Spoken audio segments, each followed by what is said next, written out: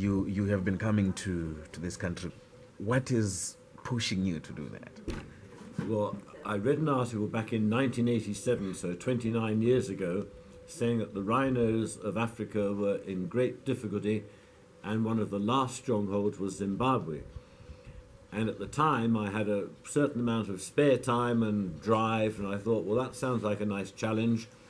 So I started a foundation for saving the rhino in Zimbabwe back in June 87. And because I'm the sort of person who likes to be involved and hands-on, and not just a behind-the-scenes person, I like to be at the front line, I realised I had to keep on coming backwards and forwards so that I knew what was going on and could talk to the people and bring stuff for the men and the ladies in the field, because it's the people at the coalface who really are the ones that the wildlife depends on for their protection. So this now is my 87th visit over the past 29 years, because it's just my nature. I have to be involved, I have to know what's going on, I have to meet the people, I have to share their feelings with them and their despair and their successes, and find out what they need and try and be part of them and part of the team. Mm-hmm. Why specifically the rhino?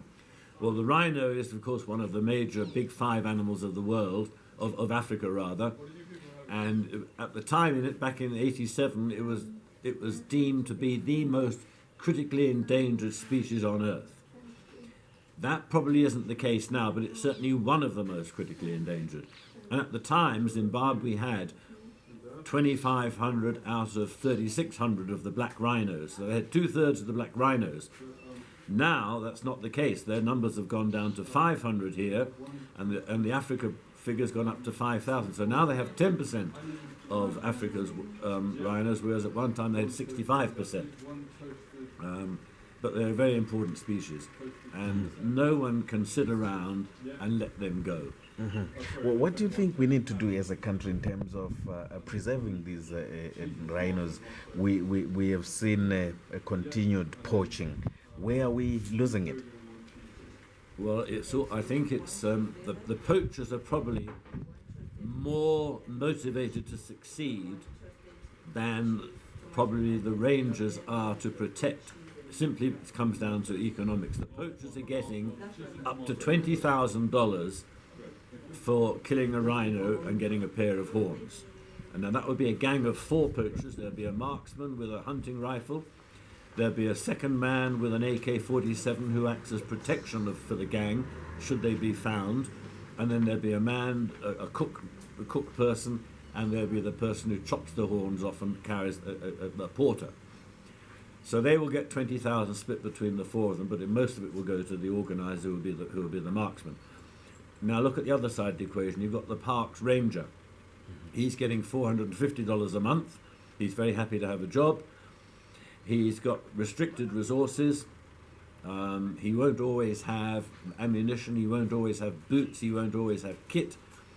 He's doing his best in the circumstances, but I think he will be, in most cases, outsmarted by a motivated poacher who's doing it purely for the money.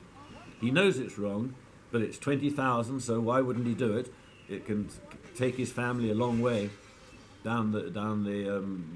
it can look after his family for a long time. Plus, the poachers are working for well-oiled Asian syndicates of nasty types of people who are into all sorts of different rackets. If it's not rhino horn or ivory, it'll probably be child trading or human trafficking or prostitution. They're opportunists. They're into anything that makes money. So the poacher, the ranger here in this country, on the ground, the most important person of all, is up against it in terms of logistics and other things. And we admire them so much for doing what they do in trying circumstances, but they're limited. They're limited in what they can do. Yes. Let's talk about, I know your area of focus really is about rhinos. That's where your interest is. But we have seen in the past years a lion that was killed here, and money was raised in the UK, for instance, in the United States. that money didn't find its way here. Yes, I mean, Cecil, of course, is who you're talking about, and he was killed not far from here. Hunting of lions is acceptable. It's just the way it was done. The paperwork was rigged. There was no quota for this area for a lion, so when they they came across a skinned lion that had been hunted, their suspicions led them to find out what had gone wrong, and they found out what had gone wrong. That exposed the people who were involved, and then social media took over and raised a whack of money, over £1 million, I believe, and I don't think any of that came back to this part of the world, Wangi National Park, and I don't think that's right. I don't know where it did go because I wasn't involved at all, but I know it didn't come here, and it has led to certain breakdowns in the lion research project here. I think there are people who perhaps were disappointed that some of the funds didn't come here. Beyond that, I really can't comment as to where it has gone. Yes. So currently, what projects are you involved in terms of conserving the rhino? Well, we're funders in 12 projects in Zimbabwe. So those are at Cinematella, at Victoria Falls, at Matusa Donna, at Chipinge, at Amiri, outside Harare, at Chivero, at Kyle, in the Midlands at Kwekwe, in Sawe Valley Conservancy, in Bubi Conservancy and Matopus, and I think that's about it for here. And we're also funding on the eastern side of Kruger in Mozambique to try and stem the flow of poachers coming in from Mozambique into Kruger, where they're killing 3 rhinos a day. We're trying to slow that down. And we're also doing something in the deserts of northwest Namibia with the desert rhino that has come under heavy siege in the last 2 years, with 70 out of 160 being killed. That story's not been very widely publicized, but that is in fact what has happened. So we're trying to do something there as well. And the resources that you're putting in coming from your personal savings, or you have other friends that are supporting them? There are basically three ways we get resources. Right now, today, I've got a group of 18 people here in Wangi National Park. We're on day 3 of a 16-day tour, and they have all contributed something towards rhino conservation by coming on this trip. This trip will raise about $20,000. I normally do another trip following it, but this year I'm not.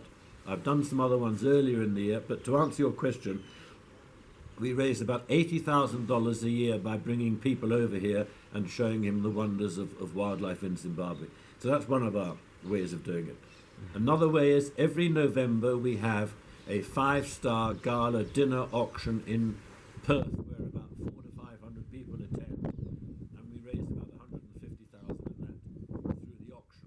Auctioning safaris, auctioning carvings that we buy in the markets in Vic Falls, auctioning sporting memorabilia, paintings, all sorts of things. So that's coming up in a couple of months' time. And then the third one is, and then we have memberships. We have 400 members paying $35 each, and most of those rounded up to 50 or to 100 or to 200, some to 500. So that brings in revenue. And then the last one is my personal savings that I'm filtering out. I'm donating my money while I can, so that I'm here to manage it rather than leaving it for someone else to manage on my demise. I'd rather manage it while I'm around to be able to manage it. Thank you so much, Nick, for your time. Okay, pleasure.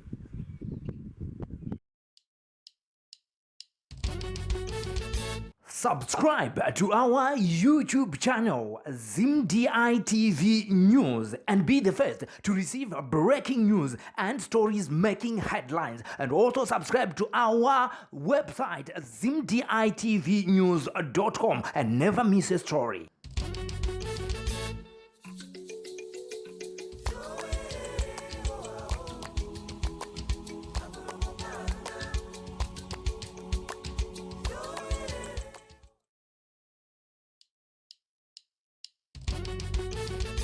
Subscribe to our YouTube channel, ZimdiTv News, and be the first to receive breaking news and stories making headlines. And also subscribe to our website, ZimdiTVnews.com, and never miss a story.